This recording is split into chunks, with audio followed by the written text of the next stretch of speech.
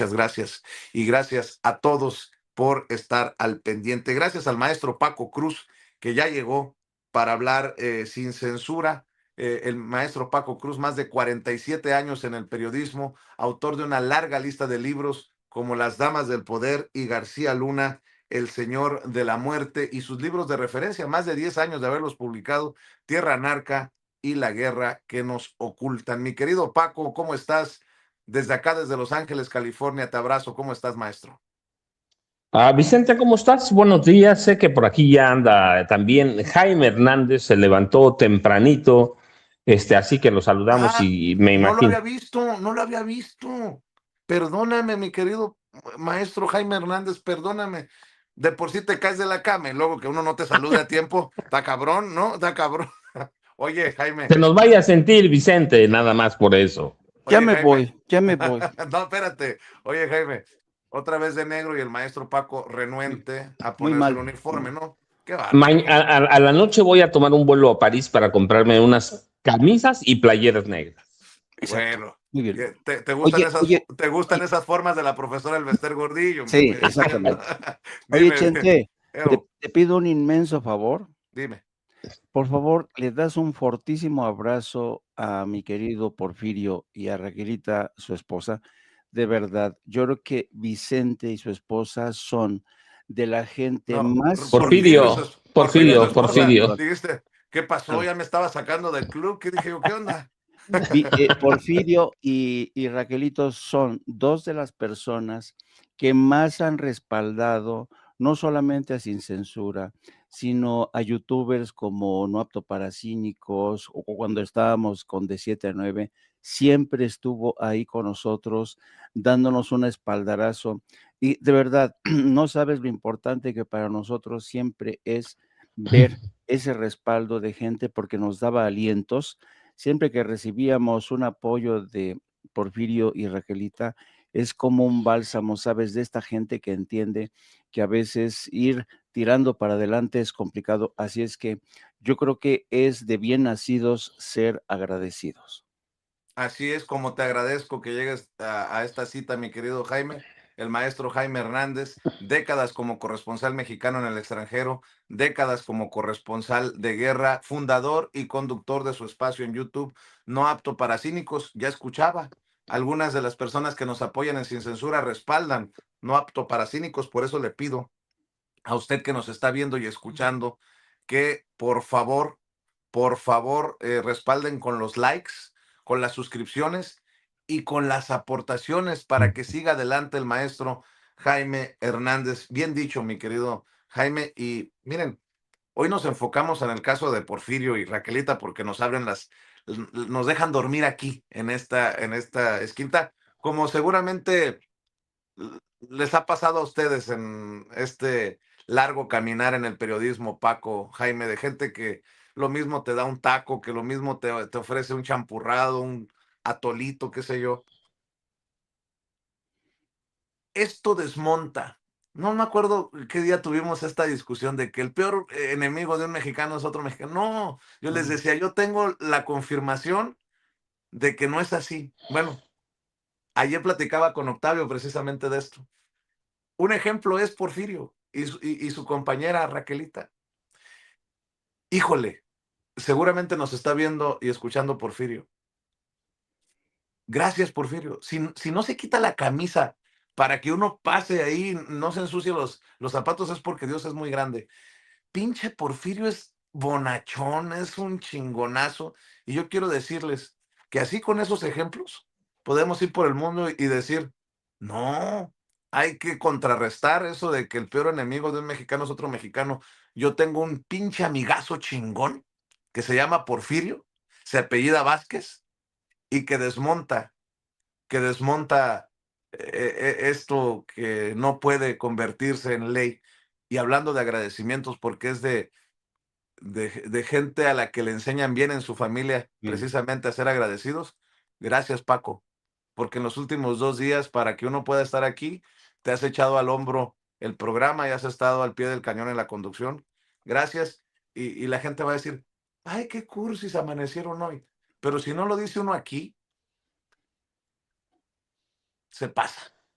Ya casi le das un beso a Paco, ya casi le das No, un beso Vicente, a Paco. no, pero déjame, no, gracias a Jaime, porque la verdad es que se ha levantado tempranito todos los días. Ayer estaba ya a las 6:05, sé que ya estaba listo para sumarse a la transmisión. A las 6:15 se sumó, es decir, tempranito, y que ayudan a hacer más ligera la transmisión, que además el conocimiento de Jaime, pero lo que yo les digo, a veces se nota cuando uno no es conductor, porque Jaime sí es un conductor como tú, y eso hacen que uno aprenda para darle, Jaime, ese atolito que me vas a invitar tiene que pagar. No, Oye, la verdad es que se hacen más llevaderas las emisiones, Vicente, tú oye, lo sabes, ¿va? claro, dice Juan. Y las noticias, mándeme su pregunta con un superchat para que me suene más bonita la pregunta, Juan, porque así, sin superchat me suena como a regaño.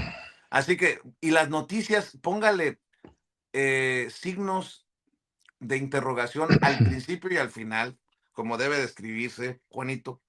Y las noticias van a llegar a continuación para que no se me desespere. Después de tanto... Pero además, Vicente, nada más para decirle a Juan, mira, aprovechando eso, apenas tenemos 3,100 likes y somos 6,700. Hasta con like va ahí y compartir. Hay que darle a la campanita, Juan.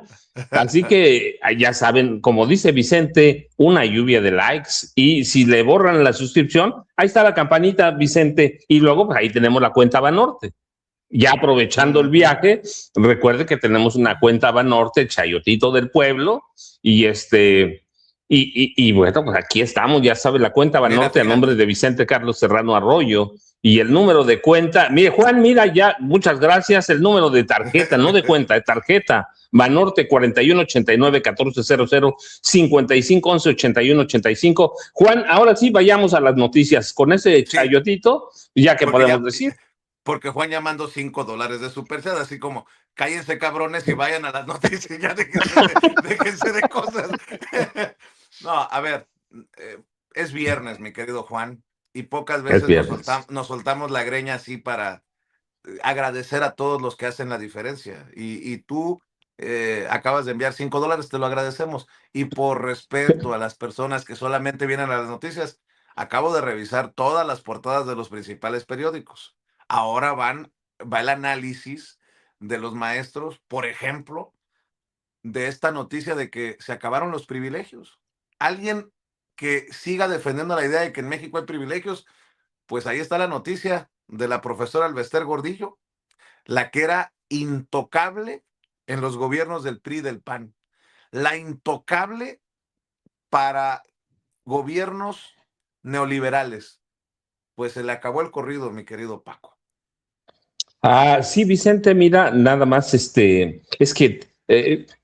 viste 3 temas que son fundamentales, el de las armas que hemos tratado muchas veces sobre el tráfico de armas a México, el de la maestra Albester Gordillo Morales, lideresa vitalicia, cualquier cosa que quiera decir vitalicia del Magisterio Nacional o Sindicato Nacional de Trabajadores de la Educación, y el de Grecia Quirós. Y mira, nada más porque aquí estamos los dos, ya me imagino que Norman está a punto de enlazarse. Vamos a iniciar con Grecia Quirós, porque sí es importante, Vicente, es importante que una presidenta o la presidenta municipal de un municipio intente censurar a un senador. Si eso le hace a un senador, porque es intento de censura de ella, no de las autoridades.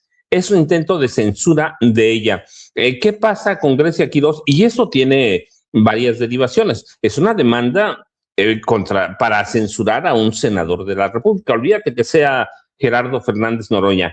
Y es al mismo tiempo presenta una entrega, no es una denuncia, pero entrega una serie de videos, sé que son 9, para censurar o para tratar de acalambrar o meter miedo a Raúl Morón Orozco, que es senador de la República, a Nacho Campos, le digo Nacho Campos, o Ignacio Campos Equigua, que fue presidente municipal de Uruapan, y a Leonel Godoy Rangel.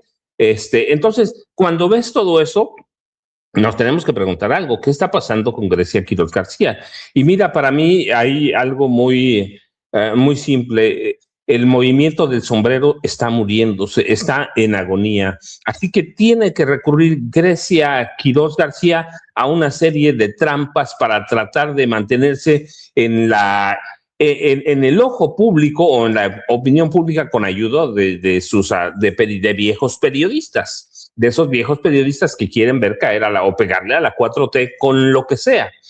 Así que presenta los videos, que no es una denuncia propiamente, pide que los revisen, pero son videos que presentó en su momento o grabaciones de Carlos Manso Rodríguez, el extinto presidente municipal de Uruapan. Son videos que no aportan, que ya conocemos todos. Ojalá hubiera algo nuevo. Decir, pues, es válido, pero lo que está haciendo es tratar de mantenerse en el ojo público. Y lo mismo hace con Gerardo Fernández Noroña. Tramposamente, y bueno, y en eso le colabora el Instituto Electoral de Michoacán. Tramposamente juegan con una denuncia, es una denuncia en el Instituto Electoral de Michoacán que no tiene ningún efecto, pero que además no emite ninguna sentencia contra Fernández Noroña. No emite nada, pero son trampas legales para censurar, para mantener vivo a un movimiento que para mí ya es como un zombie, un muerto viviente que no pega, que no tiene un alcance y que ve que se le está diluyendo por la mano o en los dedos una candidatura a la gubernatura, porque hay encuestas por lo menos en los últimos 10 días, ha habido encuestas locales que muestran que Raúl Morón, por ejemplo, sería el candidato que más, o es el candidato o precandidato, porque todavía no hay candidatos, o el personaje que más apoyo tiene en Michoacán, y que el movimiento del sombrero sigue contenido en Uruapan. Y todavía no empieza el año electoral, Vicente, por lo menos para ellos. Así que lo que está haciendo Grecia Quirós es tratar de respirar, tratar de mantenerse ahí en la opinión pública con cualquier cosa. Así que los videos son abiertamente parte de esa desesperación. El ataque a Gerardo Fernández Noroña, pues está igual.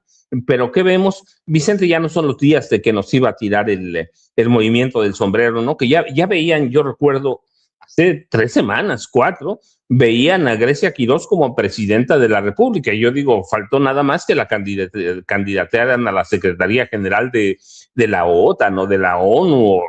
Verdaderamente fue algo que se salió de proporciones, pero como todo pasa en este país, Vicente, se les van muriendo los temas. Así que Grecia Quirós está desesperada, acaba de pedir un préstamo de cercano a 830 millones de pesos, y con esto acaba de autorizar aumentos de predial hasta de 1000%, porque lo dijo el gobernador, hasta de 1000%, y está tratando de desviar la atención, de apagar muchas cosas. Ya descubrió además también que no es lo mismo ser presidenta municipal que ser digamos, con todo lo que representa o los asegúnes, ser la viuda de un tipo que a su manera encabezaba un movimiento. Así que está descubriendo ella muchas cosas, Vicente, y en cuanto pasen otros 2 meses va a descubrir que ese movimiento del sombrero ya se murió. ¿Qué va a hacer? No lo sabemos, pero los políticos, que ahora ya es una política, son capaces de todo. Vicente, Jaime,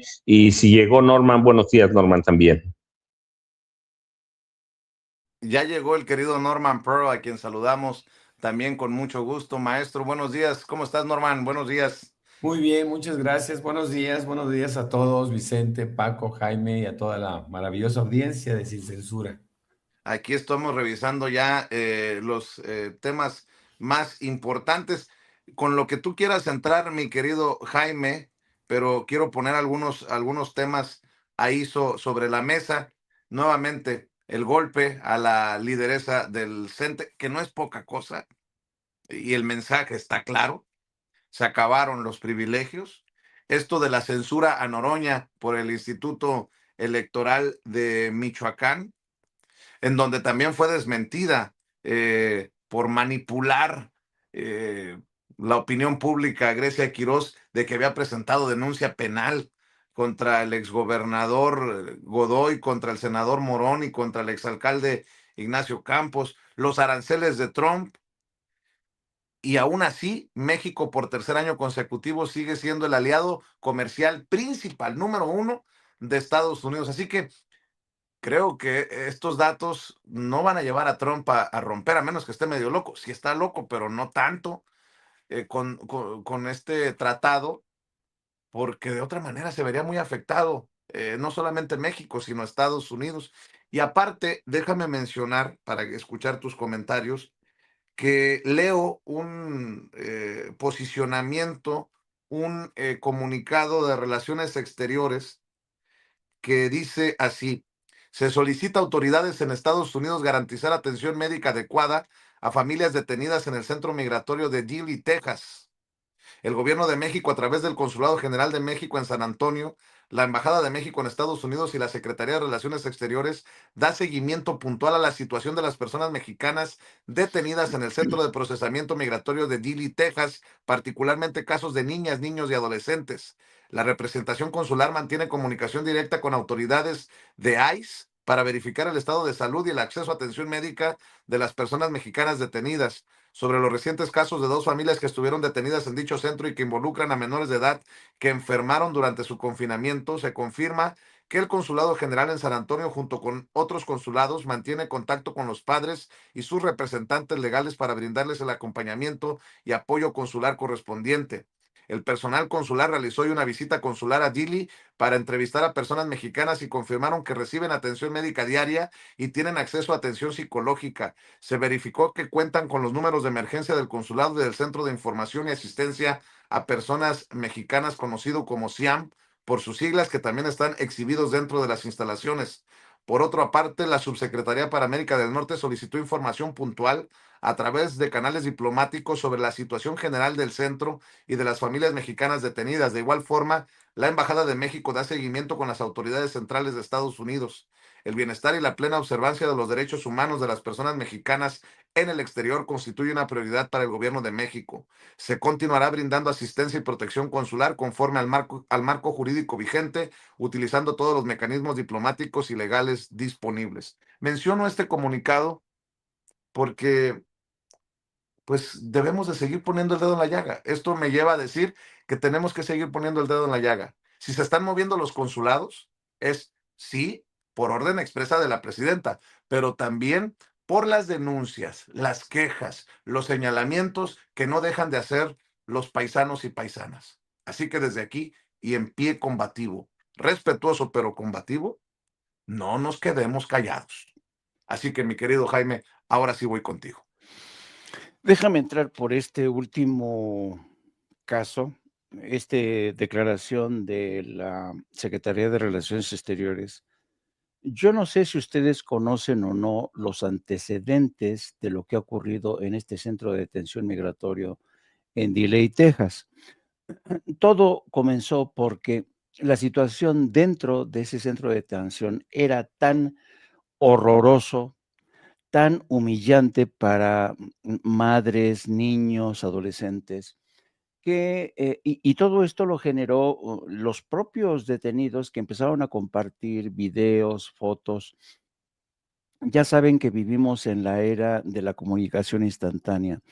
Niños que enviaron mensajes denunciando la situación, y esto dio a pie a que medios independientes empezaran a investigar el caso y le siguieron la pista a un caso que de verdad tal parecían centros de detención, lo más parecido a guetos como los que mantuvieron los alemanes contra los judíos o como los que han tenido los judíos contra los niños de Gaza. Claro, sin el tema de los bombardeos continuos, pero mala alimentación, temperaturas extremas, falta de medicamentos cuando los niños se enfermaban. Y todo esto, pues imagínense, empezó a cundir. Y entonces, ¿qué hizo la Casa Blanca? ¿Qué hizo el Departamento de Seguridad Interna?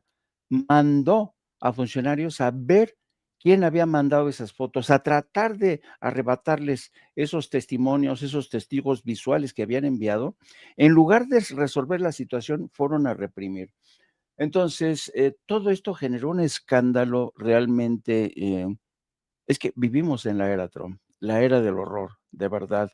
Esto es distópico, lo que hemos estado contemplando. Y la Secretaría de Relaciones Exteriores de México, al ver esto, eh, pues ciertamente, pues empezó a moverse porque las imágenes que empezaron a circular cundieron por las redes sociales.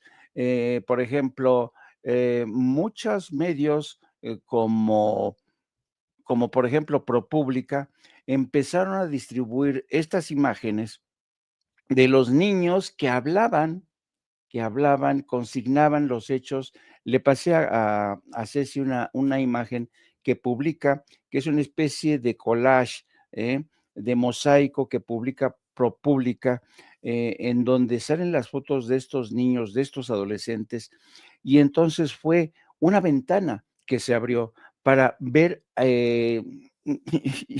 me estoy guardando de no ser exagerado en los adjetivos, pero ciertamente una situación deplorable, ¿no? La situación de aislamiento, de abandono, niños de Venezuela, niños de Centroamérica, niños que escribían sus cartitas en inglés, porque ya incluso escriben en inglés. Y entonces esta es una situación calamitosa que ha puesto de relieve el tratamiento tan brutal que se les da desde niños a estos inmigrantes, a quienes, ¿sabes?, meten en un centro de detención como si fueran una raza menor, como si fueran animales, como si fueran ganado. Esto es lo indignante. Miren, aquí está esta imagen que publica ProPublica, que denunciando las imágenes de los niños, de los adolescentes, que ellos mismos denunciaban con sus mensajes lo que estaban viviendo al interior de este centro de detención. Así es que yo celebro este comunicado. Evidentemente el comunicado está escrito en los términos más diplomáticos. Yo hubiera sido más duro, pero claro, México tiene que ser diplomático a la hora de pedir a las autoridades de Estados Unidos que por favor no violen los derechos humanos de estos niños. Segundo elemento que quisiera abordar rápidamente, el caso de doña Grecia Quirós. Resulta muy triste, muy, muy, muy triste, que en una época en la que mujeres como Claudia Sheinbaum, una mujer brillante, inteligente, con una capacidad para gobernar, para dirigir el país, crezca como un hongo una mujer como Grecia Quirós, que para mí representa lo más safio, lo más vulgar, lo más cazurro de la inteligencia femenina, de lo más tramposo.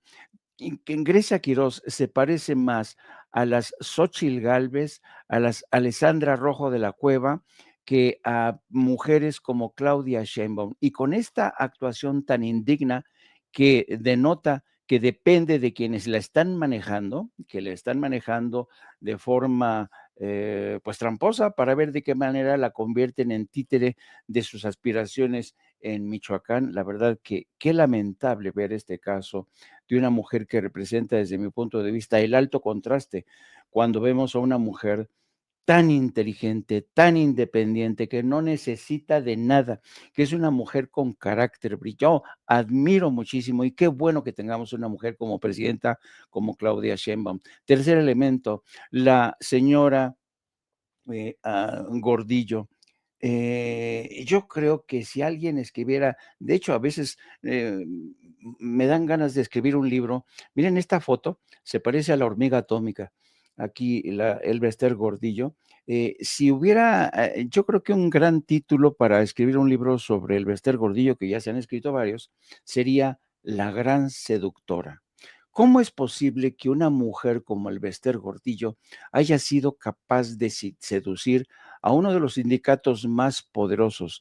¿Cómo es posible que haya logrado seducir a Jongitud Barrios para después darle la puñalada trapera. ¿Cómo es posible que esta mujer haya sido capaz de seducir a los gobiernos del PRI y PAN, el PAN, para hacerse con un poder inconmensurable?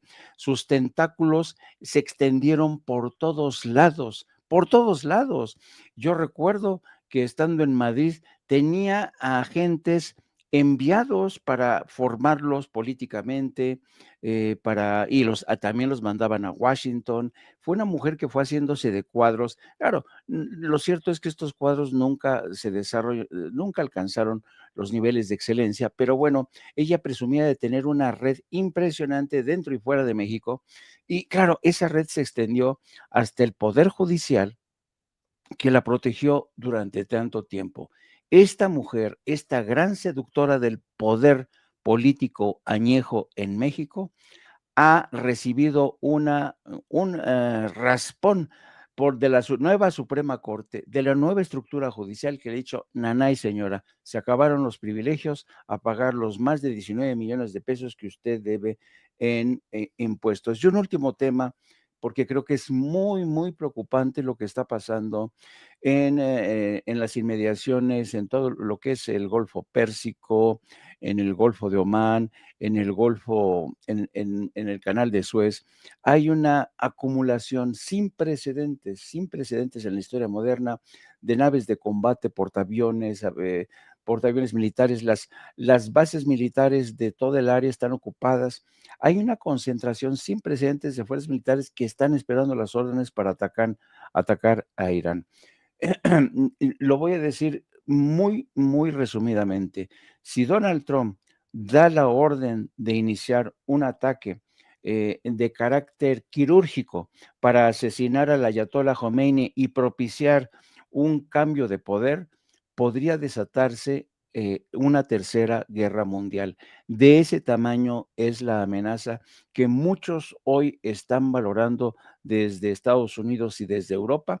El Reino Unido, para que se den una idea, está debatiendo si, de hecho, está prohibiendo que Estados Unidos utilice sus bases militares que suele utilizar en campañas de ataques, porque saben bien que Irán tiene misiles de largo alcance que pueden realmente atacar esas bases militares. Los misiles de última generación de Irán son misiles hipersónicos que tienen un alcance de más de 2,000 kilómetros. Así es que Israel quedaría reducido a escombros, y yo creo que si realmente Donald Trump se atreve a dar esta orden, señor, estaríamos a las puertas del Armagedón. Mi querido Norman Pearl, sobre lo que quieras, maestro, sírvase con la cuchara grande, es viernes, querido Norman, pero por favor, toca el tema de la profesora Elvester, ¿no? Dame tu punto de vista. Si Salinas Pliego ya paga sus impuestos, ¿por qué, hijos de la chingada, tendrían personajes como Elvester Gordillo la intención de que se les siga privilegiando? Pues no, le dieron con la puerta en las narices en la Suprema Corte de Justicia de la Nación. Bueno, no hay que olvidar, hay que tener siempre presente que el Elvester Gordillo es producto de un dedazo, ¿no? A la salida, es decir, a la llegada de Carlos Salinas de Gortari, queriendo justificar su triunfo electoral, que por supuesto no existió. Acuérdense que se robaron también la presidencia. Bueno, pues Carlos Salinas de Gortari trata de hacer cosas estrambóticas, ¿no? Así que sonaran muy fuerte. Es cuando él manda quitar a la quina en Ciudad Madero, Tamaulipas, en donde se urde un plan y llevan a un agente del Ministerio Público que había fallecido en la Ciudad de México, lo llevan a la casa de la quina, de Joaquín Hernández Galicia, y bueno, con eso logra quitar un poder que era un poder real, el poder del líder o secretario general de Petróleos Mexicanos, ¿no? Durante tantos años. De la misma manera lo hace en educación pública. Quita al sempiterno Carlos Jongitud Barrios, quita a Carlos Jongitud y en su lugar pone a Elvester Gordillo, quien era la número 2, quien era la segunda de Carlos Jongitud Barrios. el Bester Gordillo le permiten crear muchísimo poder. No hay que olvidar que decían que era el sindicato más grande de América Latina, ¿no?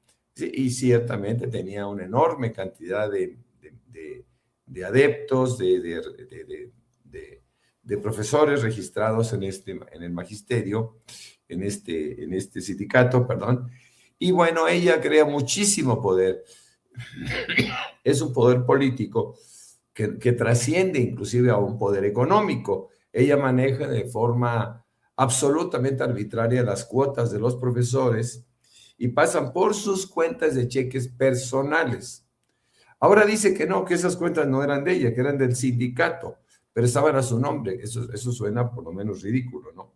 Esto fue en 2008 y 2009, cuando pasaron por sus cuentas cantidades multimillonarias, cuya fracción, cuyo porcentaje de impuestos sobre la renta ascendía a 19 millones de pesos. Pues simplemente ahora se le pide que los pague. Ya fue la Suprema Corte de Justicia de la Nación decidió que ella tenía que pagarlos y bueno, estoy seguro que los tiene. No hay que olvidar todas esas casas que ostentaba en el sur del estado de California, en Estados Unidos, en donde, bueno, ella mostraba su poder económico, a pesar de ser una mujer de una extracción muy humilde, y que después trató de justificar diciendo que eran herencias de su mamá, una señora que, por cierto, era terriblemente humilde también. Pero bueno, oye, Norman, otra cosa sí. que no se nos debe pasar por alto en el caso del Bester Gordillo, pues no nos la ponían a un paso de la tumba, que por eso no podía estar tras las rejas, que la mandaron a arresto domiciliario, pobrecita, ya se está muriendo. Mira, se casó, rejuveneció, y ahora está anda peleando que no le cobren los impuestos, pues ni tan, ¿no? O sea, ¿qué onda? Las historias que nos contaban en el Poder Judicial, el viejo, el podrido, para justificar sus decisiones tan insultantes para el pueblo de México, Norman. Bueno, sí se casó, pero no rejuveneció. Tampoco inventes, Vicente, porque eso no es correcto. Se ve Fíjate más que, joven que Alito. ¿perdón? Se ve más joven que Alito. Eso sí, bueno, es que Alito está optando bueno, Alito es muy joven, tiene 50 años, y el Bester tiene un poco más de 80. Entonces, bueno, pues son comparaciones que no podemos hacer. Pero Alito también pretende ser muy joven, pretende mantener la juventud eterna a través del Botox. Tampoco creo que le funcione muy bien, porque se van afectando mucho esas caras, ¿no? Esos rostros. Yo quiero hablar del tema de la denuncia de Grecia Quiroz en contra de Fernández Noroña. Esto se suscita el 25 de noviembre, el Día Internacional de la Eliminación de la Violencia contra la Mujer, cuando Fernández Noroña dice que Grecia Quiroz es ambiciosa, oportunista, fascista, etc. Esto hace que la presidenta, pues bueno, le llame la atención y le diga que esto no es correcto. También Citlali Hernández, la secretaria de las Mujeres, se le van a la yugular a Fernández Noroña. Pero fíjense en lo que son las cosas. Yo aquel día, en Sin Censura inclusive lo dije, Fernández Noroña no estaba lejos de la verdad. Dice muchas cosas, efectivamente ha tenido muchísimos pleitos con mujeres, ha sido acusado de misógino, pero no faltaba la verdad. Fernández Noroña tenía razón cuando decía que era oportunista. ¿Quién no puede dudar a la distancia? ¿No? Que era una mujer que estaba tratando de capitalizar la muerte de su marido, ¿no? La muerte del líder del movimiento del sombrero. Y dentro de ese momento tan complejo, dentro de ese momento, es cierto, hay que decirlo, que quizá la manifestación, las expresiones de Fernández Noroña no fueron políticamente oportunas. Bueno, él nunca ha sido una persona que seleccione conceptos o palabras o dichos en términos políticos. Él es un estilo de actuar en política, pero yo insisto, no le faltó razón. Él tenía razón, él estaba en lo cierto cuando describía a una figura, en este caso femenina, que trataba de emerger por encima de la muerte de su marido, ¿no? Vamos, el propio día, casi sobre su tumba, ella ya estaba creando toda una estrategia para poder salir adelante políticamente, mantener el movimiento del sombrero, que nadie lo conocía, pero que realmente ahí logró catapultar en términos mediáticos a este movimiento o a este partido o a este grupo o lo que, como le quieran llamar.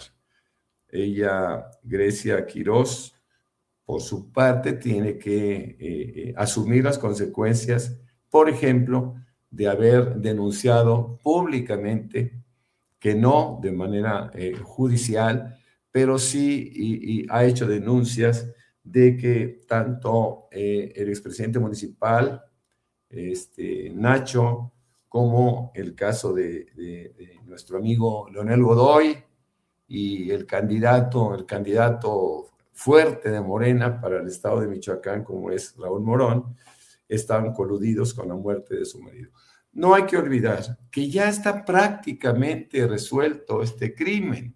Sabemos que fíjense nada más, quienes matan a Carlos Manso son su propio grupo del sombrero y coludidos con un grupo delincuencial. Lo ha dicho ya la presidenta. No hay que olvidar que Carlos Manso, unos meses antes de su asesinato, mostraba a un miembro, había detenido a un miembro, el Rino le dicen, eso Paquito seguramente lo conoce mejor, mostraba a un miembro del cártel Jalisco Nueva Generación como una presa, ¿no? Y lo buscaba públicamente. Parece que el Rino y su grupo no le perdonaron, y pues por ahí está la línea de investigación más clara que nosotros ya hemos tratado de ir entendiendo, ¿no? Pero bueno, a mí me parece injusto que haya, en este caso, que Fernando Noroña haya recibido esta sanción, que realmente la sanción alcanza nada más a quitar de sus redes estos videos en donde incriminaba, o bueno, donde calificaba a Grecia Quirós como ambiciosa, como oportunista y como fascista. Hay muchos temas interesantes, muchísimos temas, pero yo no quiero pasar por alto también la circunstancia de que Pedro Castillo ayer, que es nombrado José María Balcázar, presidente interino de Perú, hasta el 28 de julio, él dice, bueno, si somos del mismo partido y sabe perfectamente bien que se ha manejado una posición muy injusta con respecto a su propia presidencia, pues le pide el indulto.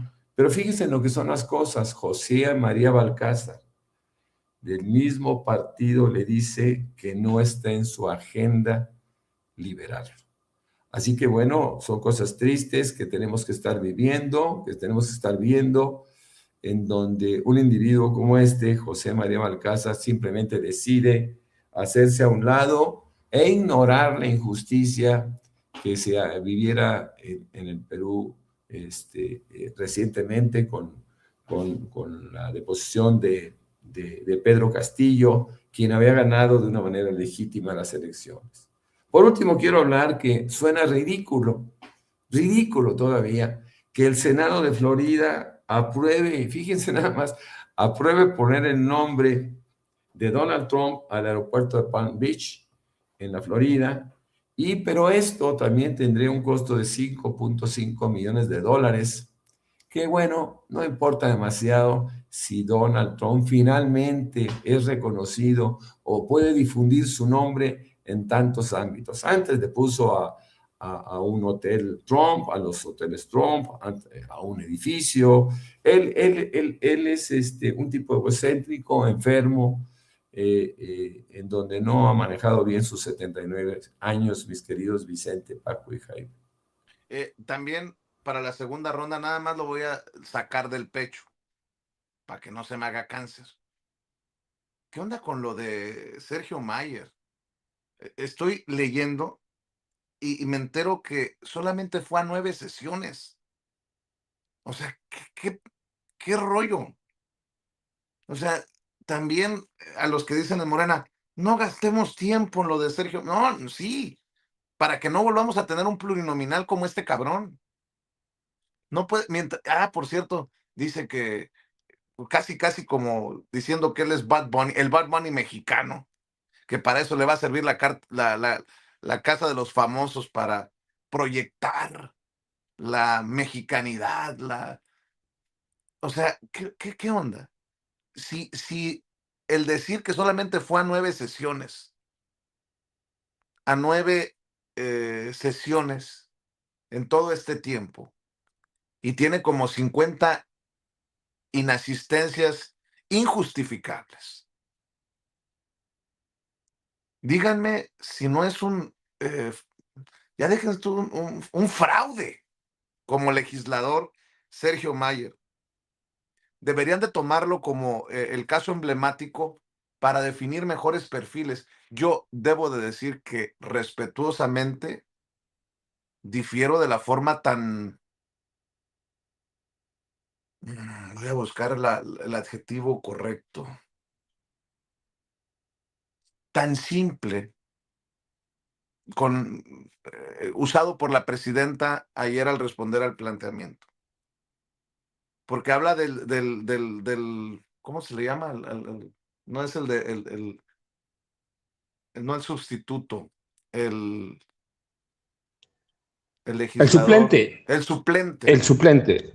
Porque impusieron a Mayer de planta y dejaron como suplente al señor que había resultado beneficiado en el proceso. Ojalá que en Morena tomen en cuenta lo que dice la gente en los chats, lo que denuncia la gente, de lo que se queja la gente en redes sociales y obviamente a ras de tierra, a ras de suelo, la gente de a pie. Ojalá que este sea el caso emblemático para que no tengamos más Lili Téllez, más Germán Martínez, más Sergio Mayers, más Cuauhtémoc Blancos. Pero bueno, ¿cómo puede ser posible que haya faltado a cerca de 50 sesiones en la Cámara de Diputados y todavía hay quien se rasgue las vestiduras porque el pinche radical, solo como ejemplo de Vicente Serrano, le juega al caníbal en la izquierda y critica a Sergio Mayer? Mi querido Paco, con lo que tú quieras para la segunda ronda. Vicente, rapidísimo, dos temas, el del Bester y el de Sergio Mayer. Primero el de Mayer. Mira, Morena está pagando los excesos o el pragmatismo peligroso de Mario Delgado Carrillo, ¿sí? Hay que decir que el presidente abrió la puerta, el presidente López Obrador, claro está. Morena es un partido nuevo. ¿Cuándo le dieron su registro? ¿2012? ¿2014 más o menos? Sí, 2014 más o menos le dieron su registro y de pronto creció como un monstruo que se apoderó de las estructuras políticas de este país y en ese proceso tiene muchos pecados Morena, hay que decirlo, y uno de esos es el de los, no solo chapulines, sino indeseables, granujas, impresentables como Sergio Mayer. Y están aprovechándose de todo esto. Mario Delgado Carrillo nunca dio una explicación del por qué le entregó una diputación a Sergio Mayer. No hay ninguna lógica excepto que sea su cuate. Es eso, es el cuatismo. Y yo recuerdo mucho cuando Sergio Mayer un día platicó, fui a varios partidos y en todos me cerraron la puerta, pero Morena me las abrió. O sea, ni siquiera es un tipo morenista, olvídate que izquierda, ni siquiera hay una conjunción o comunión con los intereses o ideales de Morena. Y es el caso de Yunes, es el caso de Murat, es el caso de Alejandra del Moral, ya tú habías dicho de Germán Martínez, Lili Téllez. Morena está pagando sus excesos y va a tener eventualmente que hacer una depuración abierta. Ahora mismo hay cinismo, lo que hace Sergio Mayer y las declaraciones que da son cínicas abiertamente, pero pues esos son los excesos y aquí lo platicamos muchas veces, el pragmatismo peligroso de Morena. Algunos los puedes justificar, pues es que con eso íbamos a obtener la mayoría calificada, pero de pronto Morena se llenó de eso, de traidores, así como lo decimos aquí, pero es pragmatismo peligroso. peligrosísimo. Y mira, ahora que están a punto de presentar la presidenta Claudia Sheinbaum Pardo, lo va a hacer el martes por la mañana o en su mañanera, la reforma electoral, yo digo, es tiempo, primero para que Morena haga una purga y después para que considere seriamente la posibilidad de romper con el PT y con el Partido Verde, que han sido los grandes ganadores de esta alianza de Morena. Son un negocio. El PT y Morena vieron, y el Partido Verde Ecologista de México vieron en Morena un gran negocio y han hecho un gran negocio. Punto, rapidísimo para que sean unos minutos. Luego, el caso de la maestra Elvester Gordillo Morales, nada más recuerda, cuando se crea el CENTE en 1900, entre el presidente Miguel Alemán y Manuel Ávila Camacho y Miguel Alemán, lo crean con una sola orden, que sea el sindicato al servicio del presidente. Y el Sindicato Nacional de Trabajadores de la Educación ha vivido solamente de cacique en cacique. No hay de otra ni cómo entenderlo. De cacique es cuando Luis Echeverría ordena de poner a Jesús Martínez Robles, que es el matón, se va con otro matón.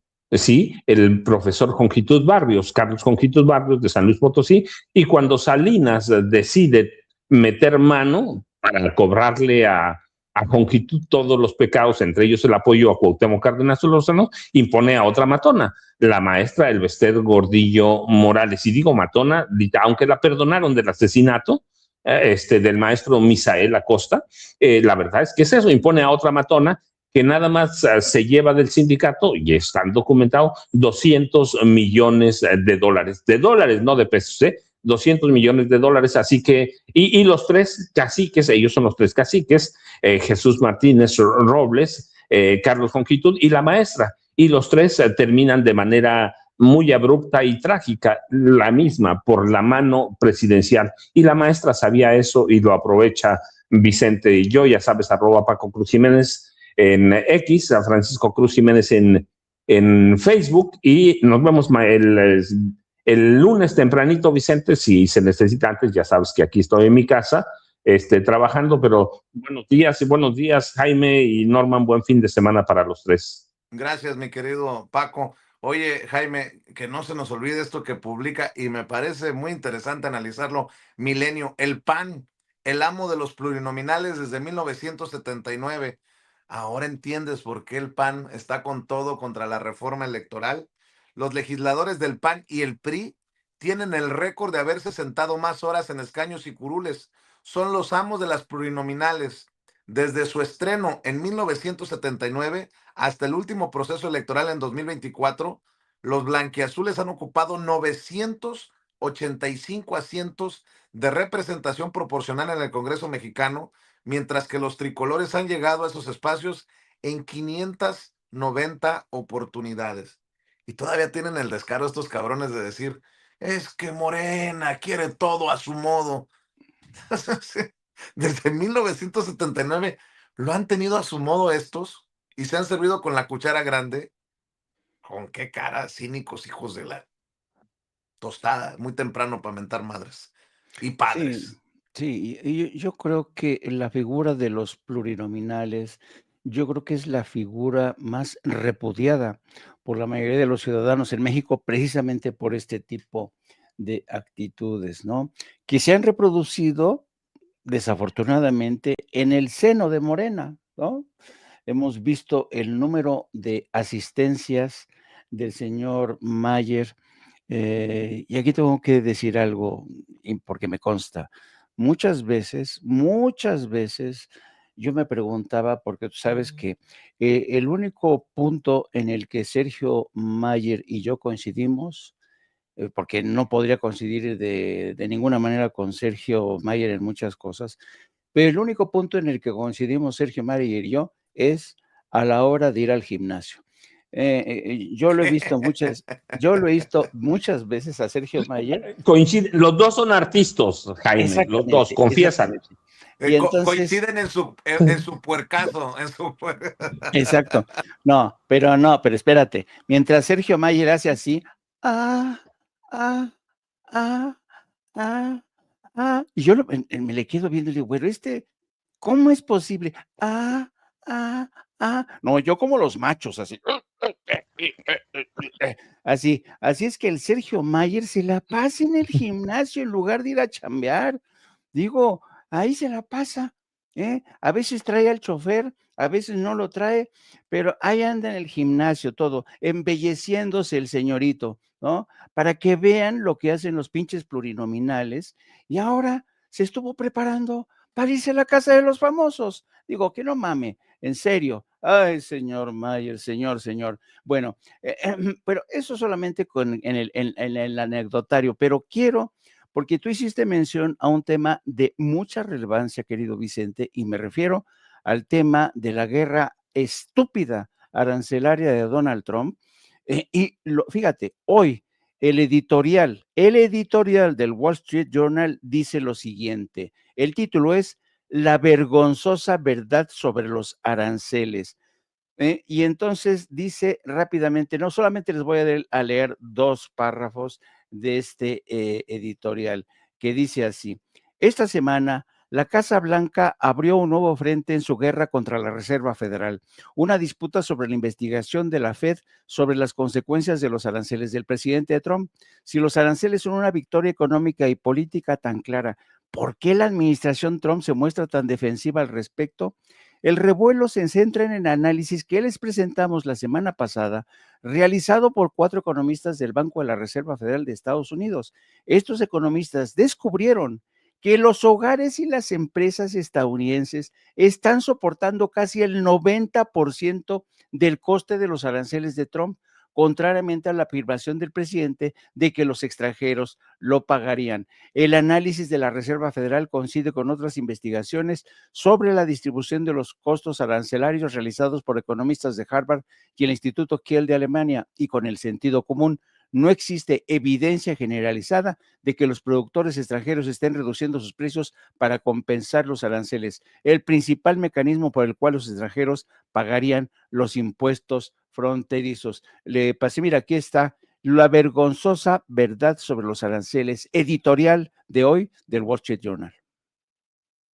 Y hablando precisamente de editoriales, ayer debo de admitir que muchas veces difiero con Jorge Cepeda Patterson, a quien tengo muchos años de conocerlo y a quien respeto, ¿no? A pesar de las diferencias. Ayer le pegó a la pelota en la nariz, como dicen en el béisbol, López Obrador y Sheinbaum. Afinidad más allá de intrigas. Ya llegó la presidenta. Te la debo, mi querido Norman, discúlpame. Abrazo a todos. Vamos a esperar a que entren todos.